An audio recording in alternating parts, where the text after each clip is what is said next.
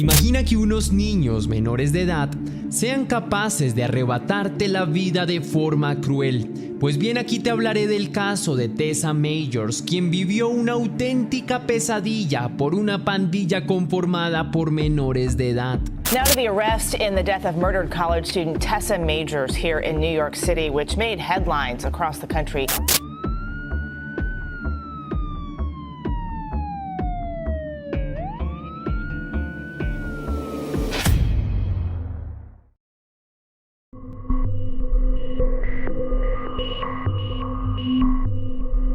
La señorita Tessa Mayors es una mujer joven de una familia blanca y adinerada que nace el 11 de mayo de 2001, oriunda de Charlottesville en Virginia, Estados Unidos.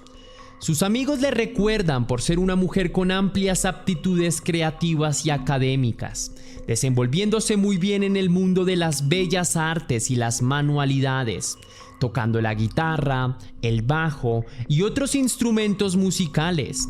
De hecho, la señorita Tessa Mayors hacía parte de una banda de rock alternativo llamada Patient Zero, el Paciente Cero, quienes programaron una gira por Nueva York y Charlottesville antes del fatal suceso que terminaría con la vida de la simpática adolescente y por ende con sus prometedores proyectos. Tessa Mayors terminó sus estudios en la escuela St. Anne Belfield, graduándose con honores en mayo del 2019, destacándose por su actitud servicial y su participación ante los asuntos de la secundaria, como el club de escritura creativa, su banda de música y actividades deportivas extracurriculares. Su interés por ser parte de los grupos sociales hizo que ganara muchos amigos que vieron en ella una maravillosa persona. Luego de terminar la secundaria entró a la Academia Barnard College, una escuela privada femenina en Manhattan. Por otro lado, Tessa Mayors era la hija de dos académicos importantes de mediana reputación, un profesor de inglés de la Universidad James Madison, quien había escrito más de 5 libros y era un académico importante, al igual que su esposa, la madre de Tessa Mayors, quien también era una intelectual prominente. La familia Mayors siempre crió a la señorita Tessa en un espacio propicio para el desarrollo intelectual y cultural de la joven, por lo que gozaba de referentes intelectuales y un amor por el arte desde muy pequeña, razón que la hizo muy curiosa por el aprender cosas nuevas en su vida cotidiana. La brillante joven trabajó como becaria en la Augusta Free Press en el 2019. Tenía pensado estudiar comunicación social y periodismo en la universidad, debido a su talento con las palabras y la narración oral. La chica poseía una fluidez verbal que logró generar envidias en su círculo social de amigos. Además de eso, poseía una vena artística con la que escribía sus propios poemas y canciones para su banda, además de desarrollar cuentos juveniles.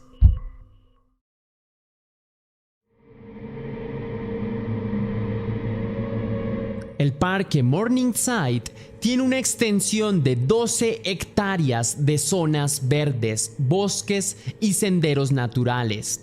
También un lago artificial y varios caminos escalonados de piedra. Está ubicado en la ciudad de Nueva York en los Estados Unidos, como uno de sus más importantes espacios públicos. La gente suele visitar con frecuencia esta zona para caminar y practicar deportes en sus instalaciones, las cuales cuentan con canchas para diferentes juegos y son de uso libre para los ciudadanos y residentes locales. Lastimosamente, desde 1960 la reputación del parque empezó a deteriorarse, siendo un lugar relativamente inseguro y peligroso, epicentro de robos, crímenes y asesinatos. El descuido de sus instalaciones también se vio sometido, siendo un territorio en el que, a pesar de su belleza, se ha llenado de maleza, basura y desechos de todo tipo. También empezaron a radicarse allí comunidades de indigentes, pandillas y adictos a las pastillas ilegales, quienes generan hostigamiento en la zona, haciendo un lugar que deben evitar los niños y los menores de edad. Nadie se hacía cargo del mantenimiento del lugar. Los crímenes empezaron a sumarse y de esa forma la gente dejó de visitarlo, dejándolo a merced del hampa y los crímenes. El parque Morningside en los próximos años se haría con el apodo de el Parque de los Asaltos. Según los registros policíacos, para el 2019 habían ocurrido 17 robos, 10 crímenes más que en años anteriores, los cuales fueron atribuidos a una pandilla de afroamericanos jóvenes quienes no superaban los 12 o los 14 años. Estos jóvenes habrían interceptado entre sus víctimas a la joven Tessa Majors, a quien habrían asesinado el 11 de diciembre de 2019 en un intento de robo que se salió de las manos luego de que ella, como de costumbre, usara los senderos del parque para llegar a su lugar de estudios. En ese momento, la tragedia para la familia Majors se hizo latente.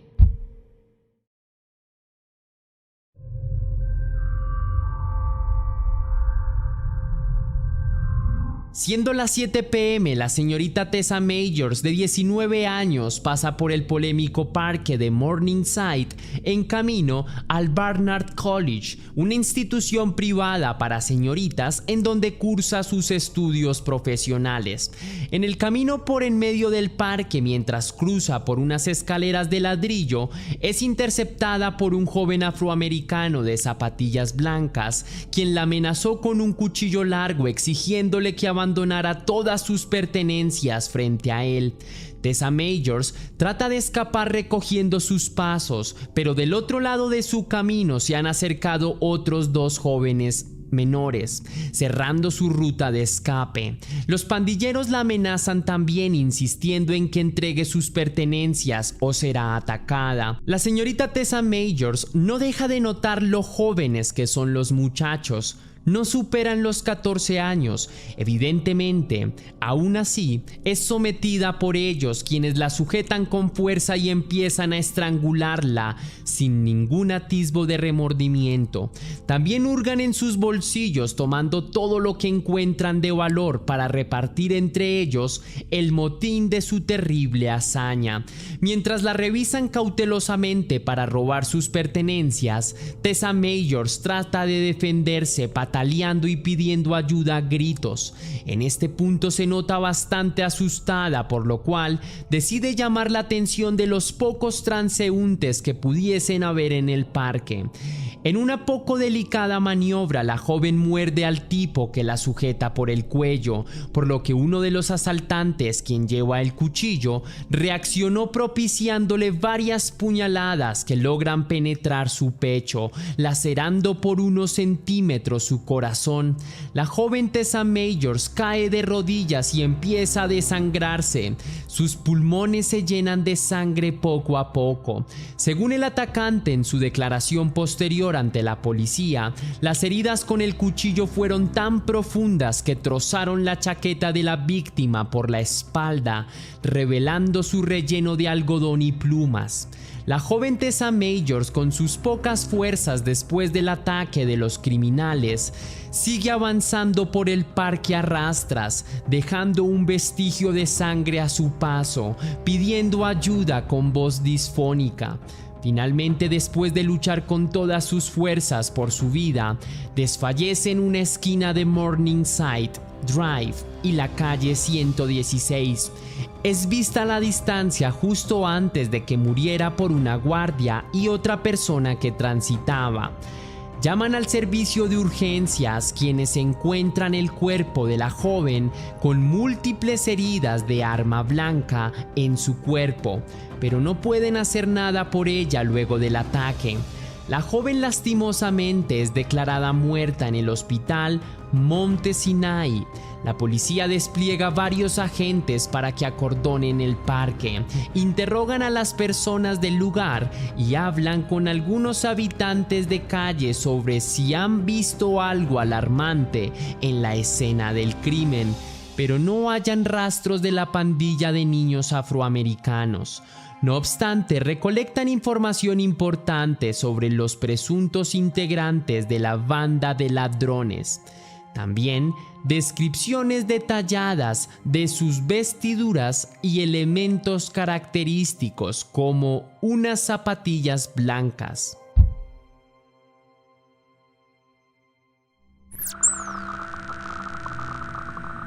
15 years to life in prison. That sentence today for the teenager who brutally murdered Barnard College student Tessa Majors 2 years ago last month. The arrest in the death of murdered college student Tessa Majors here in New York City, which made headlines across the country. Tan solo un día después del terrible crimen, uno de los sospechosos, Luciano Lewis, es arrestado en flagrancia luego de que fuera detenido por allanamiento de morada, intentando hurtar en una casa local usando la misma vestimenta con la que fue descrito por testigos la noche anterior del crimen. Entre ellos, unas particulares zapatillas color blanco. En la estación de policía, el muchacho confesó su crimen, delatando a sus compañeros de pandilla, aceptando que ese día fueron a robar transeúntes en el parque Morningside. El joven Luciano Lewis declaró tomar el arma del crimen luego de que su compañero Rashawn Weavers, quien sería el presunto asesino, lo dejara caer tras apuñalar a la señorita Tessa Majors. Confesó también que él mismo sometía a la joven por el cuello mientras sus amigos la robaban, sacando las pertenencias de sus bolsillos. Tras la confesión, una jueza le negó al joven la oportunidad de estar en libertad condicional bajo la custodia de sus tíos, debido a lo grave de sus delitos. El muchacho en ese momento sintió el verdadero peso de sus acciones. Sabía que iba a pasar una larga temporada de su vida detrás de los barrotes de una fría y oscura celda, pero nunca sería un hombre 100% libre, y en ese momento entendió el verdadero valor de la libertad. Su testimonio y las respuestas a las preguntas de la policía fueron grabadas y usadas como prueba en la corte, también como elemento probatorio para inculpar a los otros sospechosos. Un tercer sospechoso, otro joven afroamericano de 13 años, fue arrestado y puesto en libertad el 12 de diciembre por falta de pruebas, aunque se le abriría una investigación formal en su contra. Rashawn Weavers sería involucrado en la investigación luego de que la policía publicara su fotografía en los medios de comunicación. El joven presuntamente habría sido escondido por sus padres por una larga temporada para evitar el arresto, aún siendo consciente de que era buscado por la policía. Conforme la investigación avanza, los sospechosos son reiteradas veces entrevistados y puestos a custodia de abogados y servidores públicos, mientras se llega a un veredicto sobre sus acciones. En el año 2020, los jóvenes pasaron por diferentes juicios. Algunos fueron juzgados como adultos sin clemencia alguna, por cargos graves como robo, asalto y asesinato. Había rastros de ADN de todos los involucrados en el cuerpo de la joven artista apuñalada, encontrado debajo de sus uñas. Los pandilleros, luego de su captura en el 2020, fueron procesados penalmente, aunque mantuvieron su presunta inocencia como declaración. Rashawn Weavers fue declarado culpable por el apuñalamiento, condenado a cadena perpetua y un mínimo de 14 años. Luciano Lewis, de 14 años, confesó su crimen, por lo que fue procesado por asesinato en segundo grado, condenado a una pena perpetua de 9 años como mínimo para su libertad condicional. El tercer sospechoso, un joven de 13 años, no declaró su culpa ante el crimen, por lo que fue procesado tan solo a 19 meses en una correccional de menores, y su nombre permanece anónimo por su seguridad. El caso alcanzó una difusión impactante y mediática debido a las controversiales circunstancias del crimen, lo que despertó antiguos recelos raciales en la comunidad aledaña, pues los jóvenes pandilleros no solo eran todos afroamericanos, también demasiado jóvenes para sus atroces crímenes.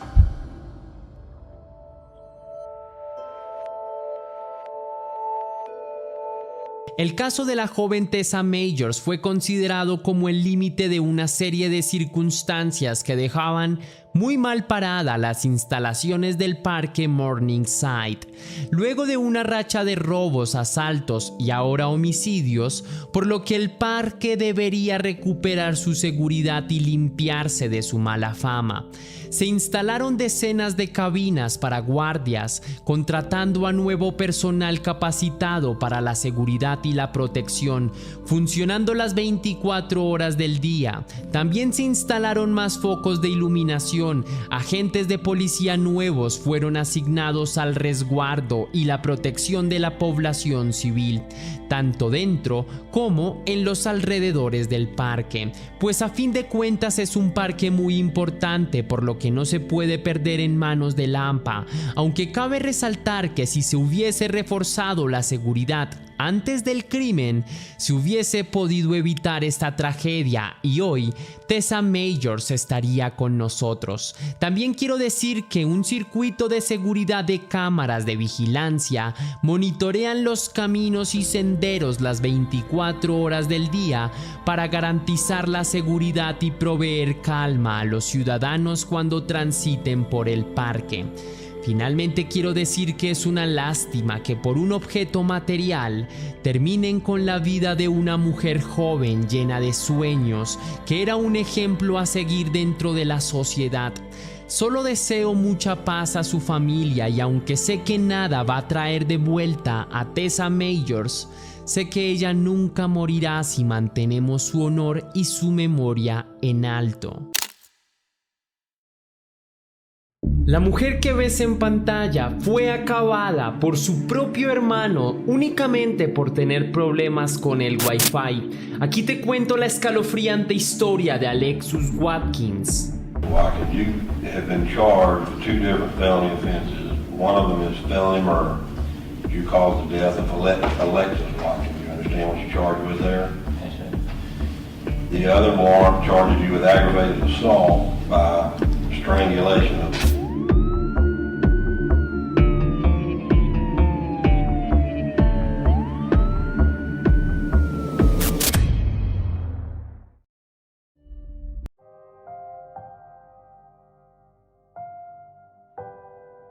Alexus Brianna Watkins, alias Bre, fue una mujer afroamericana de 20 años que vivió en la ciudad de Macon, Georgia, en los Estados Unidos. Nació el 9 de enero de 1997 en el seno de una familia conflictiva donde los malos tratos, la permisividad y los gritos eran comunes, casi el pan de día a día.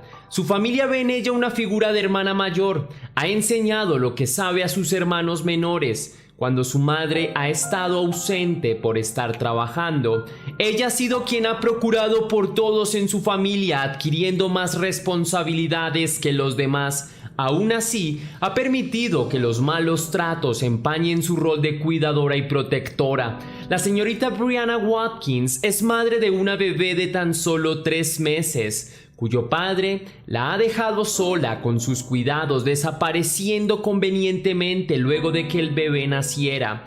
Vive en la casa de su familia con el pequeño junto a su hermano de 16 años, Kevon Watkins, quien cursa la secundaria con un promedio mediocre, con calificaciones que suelen ser muy bajas. Constantemente se está metiendo en problemas, tiene un carácter terrible, es grosero y violento con quienes lo increpan. Es común en su hermano los llamados de atención y los castigos prolongados, pues suele atacar a otros estudiantes en el colegio. Sufre de serios ataques de ira. También vive con su madre, quien toda la vida ha trabajado para ellos, y con su hermano menor de 13 años.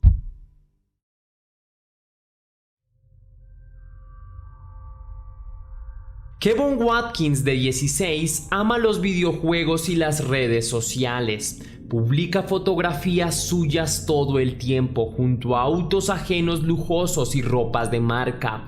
Permanece noches enteras jugando online con otras personas en el mundo, en juegos de video que requieren del internet para su funcionamiento, ya que durante el desarrollo de las partidas, los jugadores se están comunicando entre sí en tiempo real.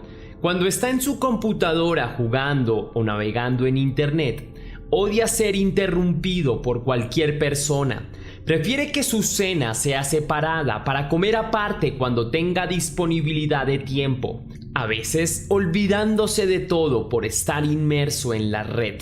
Su vida social es nula, sus amigos son personas que no conoce en el mundo real, perfiles de internet, otros jugadores online de su mismo bando, razón que ha hecho que el joven sea muy solitario e irritable, pues permanece demasiado tiempo aislado y sumergido entre los videojuegos, razón principal por la que su promedio académico ha sido deficiente.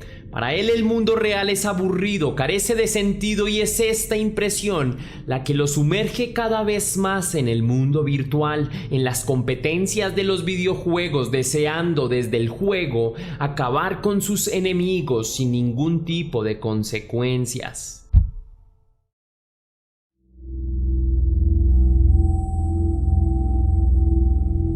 La familia presentó una discusión por una bagatela que llegó a transformarse en una tragedia doméstica, donde todos los integrantes de la familia pelearon por el Wi-Fi de la casa, luego de que Kevin Watkins desconectara sin preguntar el módem principal del domicilio y cambiara la contraseña para no compartirla con nadie, debido a que entre más aparatos electrónicos estuvieran conectados a una misma red, más lento sería el servicio de internet y eso afectaba sus días de videojuegos. Su madre, totalmente enojada con el caprichoso y hostil comportamiento de su hijo, decide desconectar el módem de internet personalmente y llevarlo a su habitación para que nadie pueda usar el servicio de Wi-Fi como castigo. Pero nuevamente discuten y esta vez el ambiente estaba más tensionante que antes, hasta exasperar los nervios de Kevin Watkins, quien en un ataque de rabia maldice a su propia madre, inundándola de insultos, llegando a amenazarla con los puños, motivo que no iba a tolerar su hermana mayor, quien escuchaba la pelea desde la sala e intercedió por su mamá sin saber que esto ocasionaría una fatal tragedia. Alexus Brianna Watkins corre a la habitación de su madre, donde descubre a su hermano a punto de arremeter a golpes contra su progenitora, escena que el pequeño hermano menor de 13 años también ve aterrado. Luego de una acalorada pelea entre hermanos, evitando que le peguen a su madre, Kevin golpea a su hermana, quien también lo golpea a él, yéndose juntos a los puños, terminando en el suelo con el fatal desenlace de la muerte de Alexus Brianna Watkins, presuntamente de manera accidental. Mientras tanto, Kevin, con la furia en su mente, sigue con ánimos de lucha y arremeter contra quien intente detenerlo.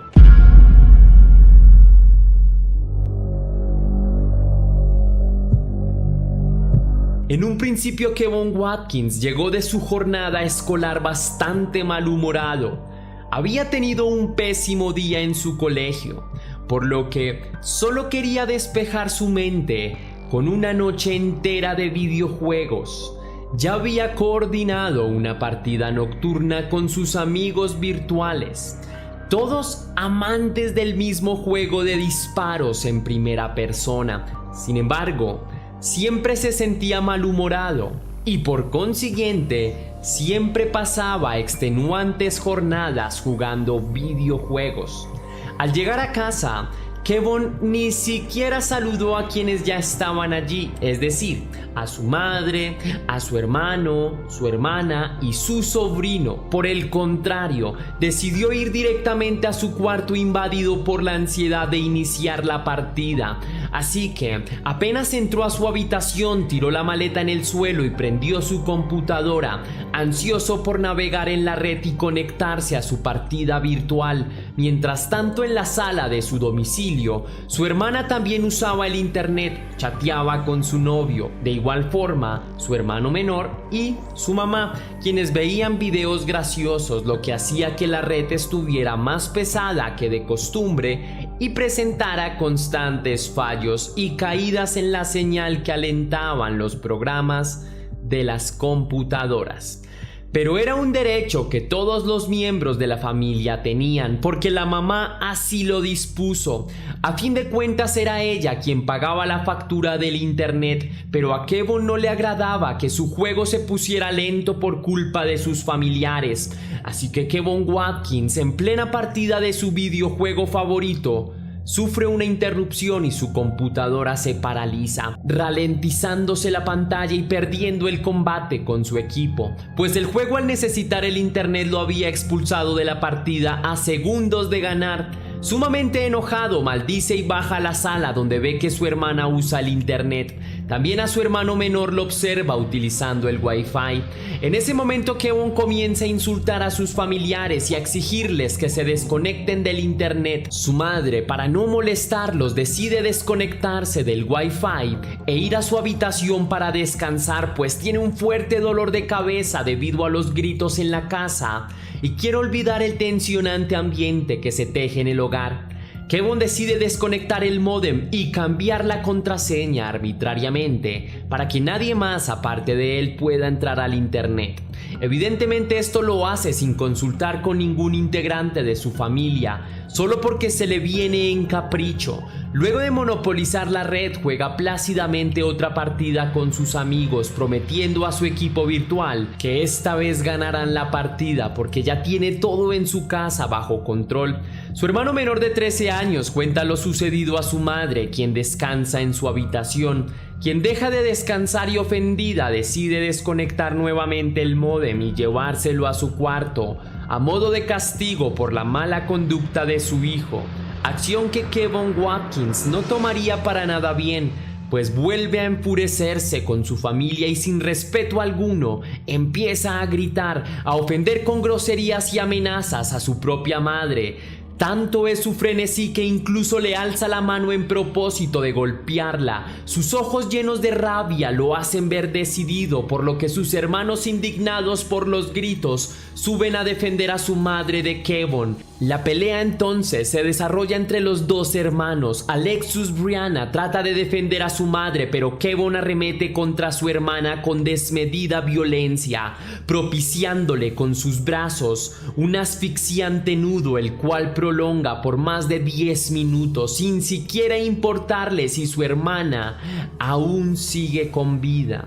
El pequeño de 13 años llama a la policía mientras todos pelean. Luego su madre llama también a emergencias al ver que su hija se torna de color morado y su mirada se va desvaneciendo de a poco. La policía llega 10 minutos después, irrumpiendo armados en el domicilio, apuntando a Kevon Watkins mientras aún sujeta a su hermana con los brazos con una terrible llave. Ya han pasado casi 15 minutos cuando la suelta y la joven cae sin fuerzas como un muñeco de trapo al suelo. Luego el atacante pone sus brazos hacia atrás y es arrestado por las autoridades. La joven agonizante es atendida por paramédicos que brindan RCP y le practican otros métodos de resurrección con la intención de tratar de estabilizarla, pero todas las maniobras son en vano. La mujer se ha ido de este mundo por estrangulamiento.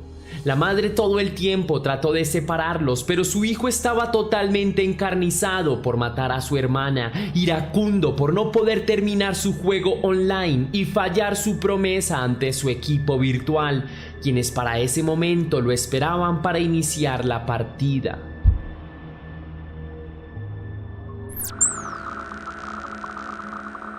Watkins, you have been charged with 2 different felony offenses. One of them is felony murder. You caused the death of Alexis Watkins. You understand what you're charged with there? Yes, sir.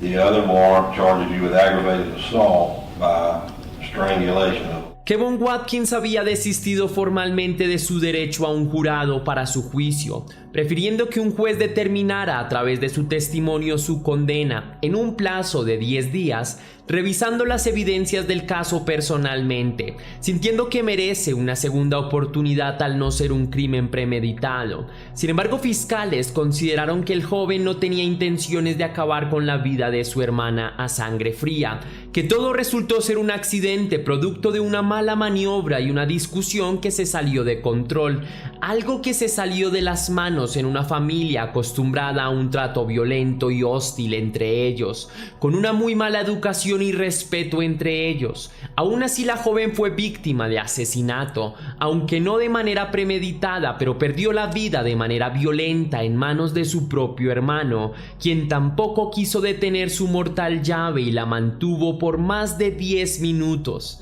Su hermano menor de 13 años, durante varias ocasiones también trató de separar a sus hermanos de la pelea, pero fue apartado e ignorado, incluso también agredido por Kevon. Si bien no fue letal, la agresión hacia él sí alcanzó a ser grave. En el interrogatorio contra Kevon Watkins le preguntaron el porqué de sus actos. No supo dar respuesta, solo dijo que se le fue la mano en fuerza. Al informarle sobre la muerte de su hermana, rompió en llanto antes de saber sus cargos, demostrando en su juicio un completo arrepentimiento por sus actos. Luego fue retenido en una prisión juvenil mientras se desarrollaba su caso. La jueza de la Corte Superior del Condado declaró el caso como asesinato, aplicando una dura condena a Kevon Watkins, quien se notó arrepentido y avergonzado por su delito.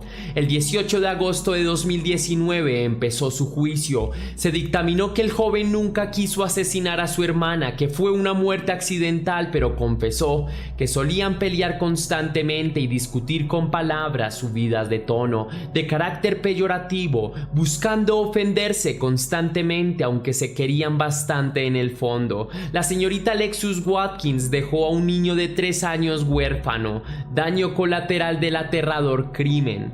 Finalmente, Kevon Watkins fue condenado a cadena perpetua. Su familia lloró durante el veredicto, pues habían perdido a 2 de sus integrantes, 2 hijos, por medio de la violencia y la permisividad en el hogar, en la comodidad que nos hace indiferentes.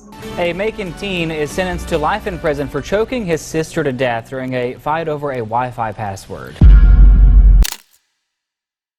La mujer que estás viendo en pantalla fue acabada por su cita de Tinder y su cuerpo terminó en una maleta. Aquí te cuento la escalofriante historia de Grace Milan. We actually don't know if she's been murdered or not yet. She may be alive and well. Okay. But she might also be dead. Okay? And it could be that you've done it. I've been arrested for something I didn't do. You haven't been arrested, mate. Oh. Oh.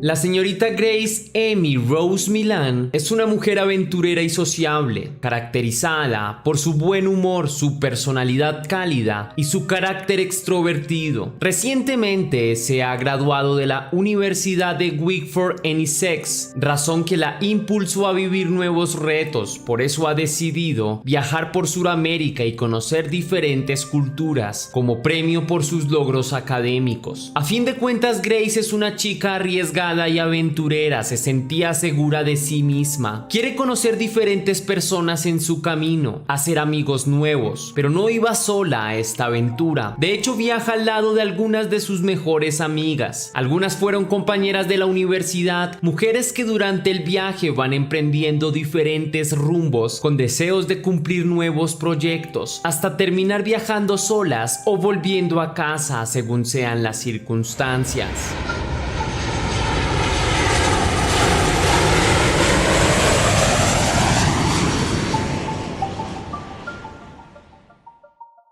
Grace Amy Milan nace en Inglaterra el 2 de diciembre de 1996, donde creció dedicada a sus estudios y a su familia, añorando el momento de graduarse y viajar lejos de casa por un tiempo, dándole un año de descanso a su agitada vida. Cuando cumplió sus objetivos universitarios, viajó durante 10 días por el continente suramericano, una experiencia que le marcó la vida y la dejó con ganas de seguir aventurando por el mundo. extranjero. Luego de volver de conocer varios países latinoamericanos, haría un último viaje hacia Auckland, Nueva Zelanda, en diciembre del año 2018, donde estaría 2 semanas más vacacionando sola. Grace Milán, de 26 años, se sentía sola en el país extranjero, por lo que una amiga local le recomendó usar las redes sociales para mantenerse informada, pero como un presagio de mal augurio, el mal tocó a las puertas de la joven viajera. Grace desapareció luego de conocer a un sujeto por internet a través de la aplicación de citas Tinder, justo un día antes de su cumpleaños. Gis Shane Kepson, de 26 años, al igual que Grace Milán, sería su cita de Tinder en el país extranjero, el principal sospechoso de que la mujer desapareciera luego de ir al mismo hotel y tener una cita romántica con él, teniendo mutua química pero con consecuencias letales para la mujer. Grace a lo mejor estaba muy interesada en él, había algo que la conectaba con la inocencia, pero las intenciones de él eran distintas.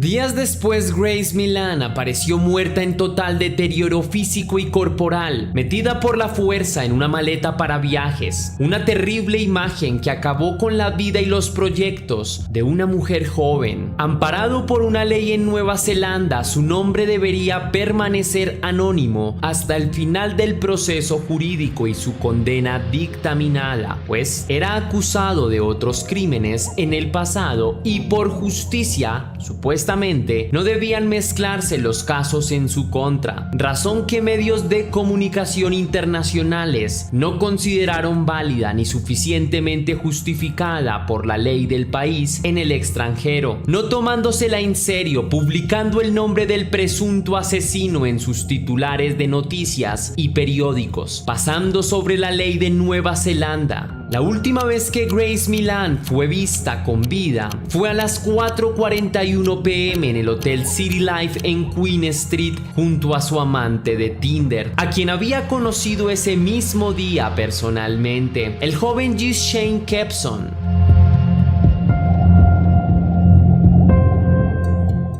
El 2 de diciembre se celebraba el natalicio de Grace Emmy Rose Milán, quien a pesar de la distancia y de encontrarse viajando sola, era muy unida a su familia y constantemente se texteaba con ellos a través de redes sociales o llamadas telefónicas. Para los padres de la joven, fue extraño que Grace no respondiera a sus mensajes de texto, ni a sus redes sociales o a su teléfono celular. Ese preciso día, muchos de sus amigos y familiares cercanos querían hablar con ella, comunicarse para darle un deseo de cumpleaños y cariño por su existencia. Luego de unas horas en que la familia de Grace Emmy Rose Milán no tuviera información sobre su hija, tras las llamadas de amigos y parientes sobre su paradero, los padres de la viajera empezaron a asustarse, pues la joven estaba lejos de casa, en un país extranjero, por lo que se comunicaron con la policía días después para reportar su desaparición.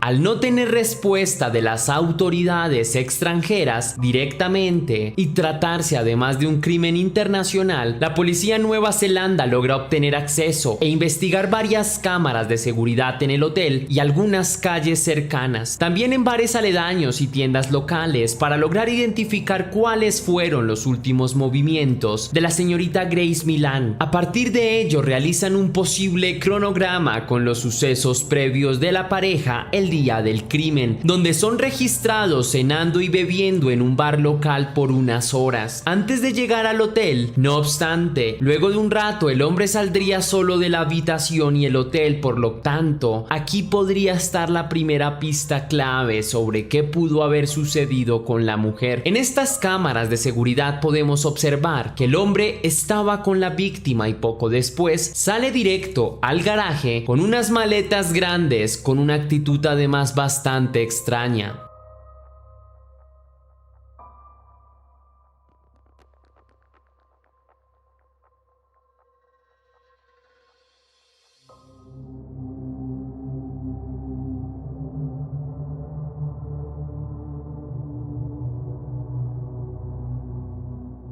Poco después, el 9 de diciembre a las 4 de la tarde, los investigadores encuentran una pista muy importante en la investigación. Se trata de una maleta de viaje enterrada en una colina en el sur de Oakland. En su interior, con varios días de descomposición y algunos cortes en su cuerpo, estaba el cuerpo sin respuesta de la señorita Grace Millan, a 19 kilómetros al oeste del centro de Oakland, en una zona llamada Scenic Drive en White Tucker Rangers. Las autoridades no podían creer lo que estaban viendo y sabían que ahora debían hacerle seguimiento a la persona que hizo esto. Al día siguiente, el 10 de diciembre de 2018, se realizó la autopsia a la señorita Grace Millan, encontrando señales de presunto abuso íntimo y de estrangulamiento. No obstante, se concluyó que los moretones y rasguños, así como también el sometimiento, fueron algo de carácter consensuado durante prácticas de intimidad alternativas como el bondage o el sadomasoquismo. Las autoridades, poco tiempo después, encontraron una pista clave en el alquiler de vehículos, pues encontraron un movimiento sospechoso de un cliente de alquiler de autos. Un automóvil de alquiler fue rentado por G. Shane Kepson desde el día del crimen, el cual fue investigado. Al ser el vehículo con el que se trasladó el cuerpo sin respuesta de la joven, una vez fue ocultado en el interior de una maleta.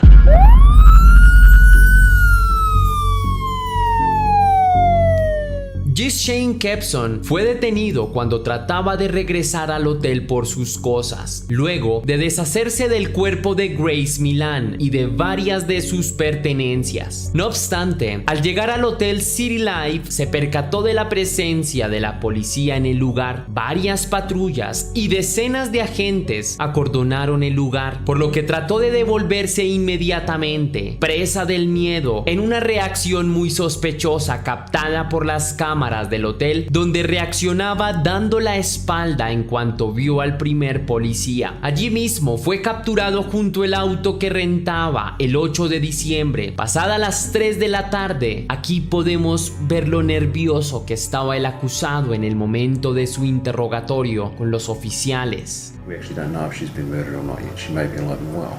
Okay. But she might also be dead. Okay? And it could be that you've done it. Am I being arrested for something I didn't do? You haven't been arrested, mate. Oh. No. Jesse Kempson, you're under arrest for the murder of Grace Millan. You have no reason to convict me. You're full of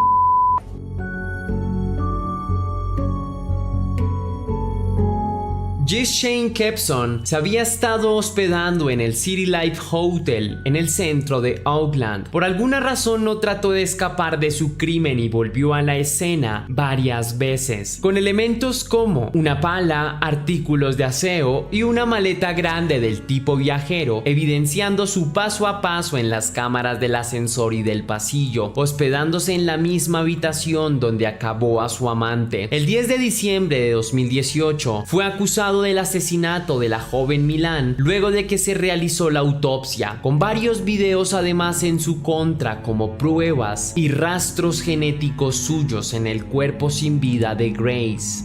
On behalf of New Zealand, I want to apologise to Grace's family. Your daughter should have been safe here, and she wasn't, and I'm sorry for that.